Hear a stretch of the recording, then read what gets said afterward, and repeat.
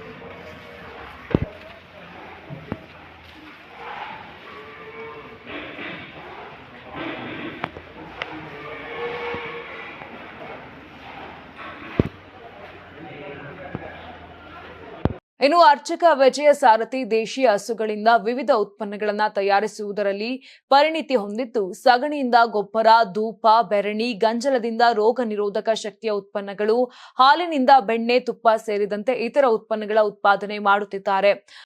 ನಮ್ಮ ಹತ್ರ ಈಗ ಬಂದು ಮಲೆನಾಡು ಗಿಡ್ಡ, ಪುಂಗನೂರು, ಗಿರ್ರು, ಕಾಂಕ್ರೇಜು, ಆಮೇಲೆ ಹಳ್ಳಿಕಾರು, ಈ ಥರ, ಆಮೇಲೆ ಸಾಯಿವಾಲು ಎಲ್ಲ ತಳಿಗಳು ಒಂದು 4 ಇದೆ. ಅದಕ್ಕೆ ಅದ್ರ ಜೊತೆಗೆ ನಾನು ಓರಿಗಳನ್ನೂ ನಾವೇ ಇಟ್ಕೊಂಡು ಮಾಡ್ತಾಯಿದ್ದೀವಿ.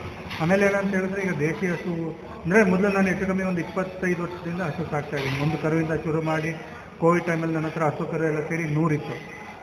ಆಮೇಲೆ ಕೋವಿಡ್ ಟೈಮಲ್ಲಿ ಸ್ವಲ್ಪ ಪ್ರಾಬ್ಲಮ್ ಆದಮೇಲೆ ಬೇಡ ಅಂತ ಹೇಳಿ ನಿಲ್ಲಿಸಿ, ಆಮೇಲೆ ಒಂದೊಂದೇ ನಾಟಿ ಹಸುಗೆ ಚೇಂಜ್ ಮಾಡಿಕೊಂಡು ಈಗ ಒಂದು 45 ಹಸು ಕರು ಎಲ್ಲ ಸೇರಿ 45 ಇದೆ. ಈಗ ಏನಂತ ಹೇಳಿದ್ರೆ, ಈಗ ನಾವು ಹಸು ಹಾಲಿನಿಂದ ಬೆಣ್ಣೆ, ತುಪ್ಪ ಮಾಡಿ ಆಯುರ್ವೇದಿಕ್ ಡಾಕ್ಟ್ರುಗಳ ಹತ್ರ ಮಾತಾಡಿ ಅವರಿಗೆ ಔಷಧಿಗಳಿಗೆ ಕೊಡ್ತಾಯಿದ್ದೀವಿ.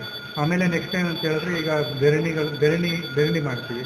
ಅಂದರೆ ಈ ಅಗ್ನಿಹೋತ್ರ ಅವ್ರಿಗೆಲ್ಲ ಮಾಡೋರು ಕೊಡ್ತಾಯಿದ್ದೀವಿ. ಆಮೇಲೆ ಏನಂತ ಹೇಳಿದ್ರೆ, ಈಗ ಧೂಪ ಬತ್ತಿ ಅದೆಲ್ಲ ಮಾಡ್ತಾಯಿದ್ದೀವಿ. ನೆಕ್ಸ್ಟ್ ಈಗ ಇನ್ನೇನು ಶುರು ಮಾಡ್ತೀವಿ. ಆಮೇಲೆ ಎರೆಹುಳು ಗೊಬ್ಬರ, ಆಮೇಲೆ ಜೀವಾಮೃತ ಇವೆಲ್ಲ ಸ್ಟಾರ್ಟ್ ಮಾಡ್ತಾಯಿದ್ದೀವಿ. ಹಸು ಸಾಕಬೇಕು ಅಂತ ಏನಕ್ಕೆ ಅನಿಸ್ತೀವಿ?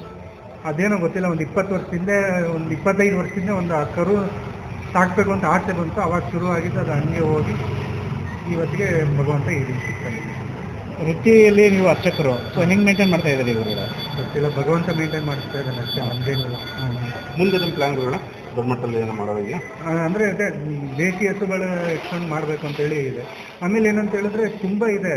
ನಾವು ಈಗ ಕಲ್ತಿರೋದು 1% ಆದರೆ, ನಾವು ಈಗ ತಿಳ್ಕೊಂಡಿರೋದು 1% ಆದರೆ, ನಾವು ನಾಟಿ ಹಸುಗಳನ್ನ ಈಗ ನಮ್ಮ ಜನ ಹಾಲು ಕೊಡಲ್ಲ ಅಂತ ಇದ್ದಾರೆ. ಹಾಲೆಲ್ಲ ಅದರಲ್ಲಿ ಸೆಗಣಿ ಮತ್ತು ಗಂಜಲದಿಂದ ಜೀವಾಮೃತ ಮಾಡ್ಬೋದು.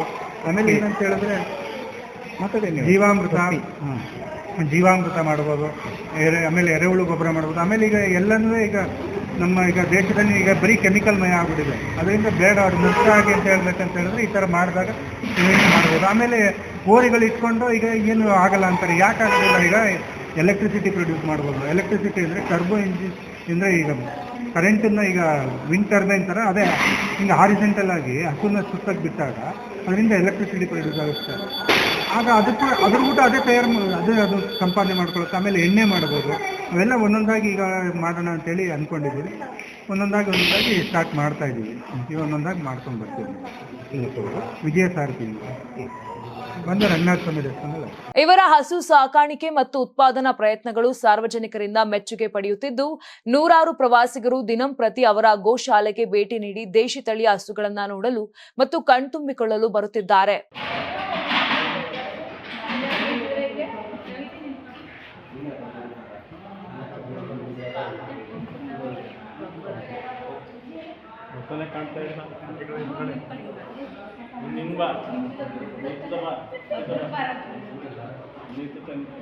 ರವಿ ಲಾಲಿಪಾಳ್ಯ, ಕರ್ನಾಟಕ ಟಿವಿ, ಮಂಡ್ಯ.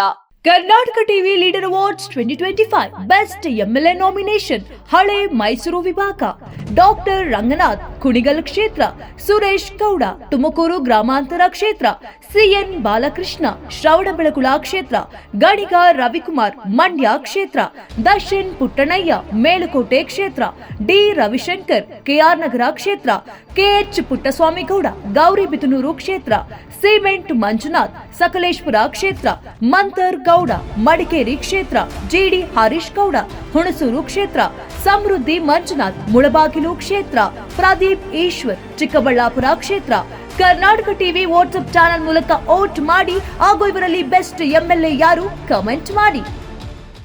ನೀವು ಸಣ್ಣ ಆಗ್ಬೇಕಲ್ವಾ? ಅದು ಒಂದು ಉತ್ತಮ ಆಹಾರದಿಂದ ಸಣ್ಣ ಆಗ್ಬೇಕಲ್ವಾ? ಪ್ರತಿದಿನ ನಮ್ಮ ಜೀನಿ ಸ್ಲಿಮ್ನ ಯೂಸ್ ಮಾಡಿ ಯಾವುದೇ ಸೈಡ್ ಎಫೆಕ್ಟ್ ಇಲ್ದಂಗೆ ನೀವು ಸಣ್ಣ ಆಗ್ತೀರಾ.